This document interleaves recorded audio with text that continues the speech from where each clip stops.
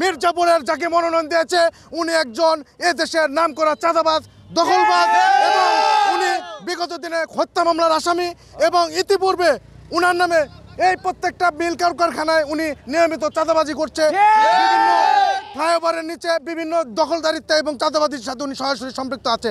আমরা মির্জাপুরে এরকম দখলবাজ, চাঁদাবাজ, খুনিদের চাই না। আমরা মির্জাপুরে এর পরিবর্তন চাই, কারণ কোনো মির্জাপুরে কোনো দুর্নীতিবাজের জায়গা নেই। মির্জাপুরে কোনো দুর্নীতিবাজকে ভোট দিবে না জনগণ। আমরা চাই মির্জাপুরে কোনো দুর্নীতিবাজ, চাঁদাবাজ যাতে নমিনেশন না পায়। আমরা মির্জাপুরে পরিবর্তন চাই এবং জননেতা জনাব সাইদুর রহমান সাইদ সুরাব ভাইকে আমরা এমপি হিসাবে দেখতে চাই মির্জাপুরবাসী।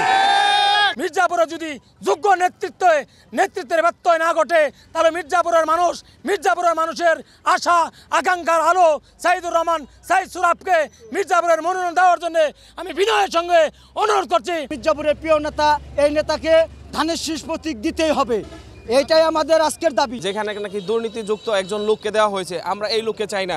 জননেতা জনাব সাইদ ভাইকে আমরা চাই এই আসনে তাকে ফিরিয়ে আনুক। এই হারা আসনকে আর জয়যুক্ত করতে চাইলে সাইদ ভাইয়ের কোনো বিকল্প নাই। এই মির্জাপুরের মানুষ একজন ব্যক্তিকে চাই, সেটা হলো সাইদ ভাইয়ের মানুষ। আজকে আপনারা দেখেছেন বাঁধ ভাঙা জোয়ার কিভাবে মানুষ রাস্তায় নেমেছে। আমিও ঘরে থাকতে পারি নাই, আমি সবার সাথে চলে আসছি এই রাস্তায়।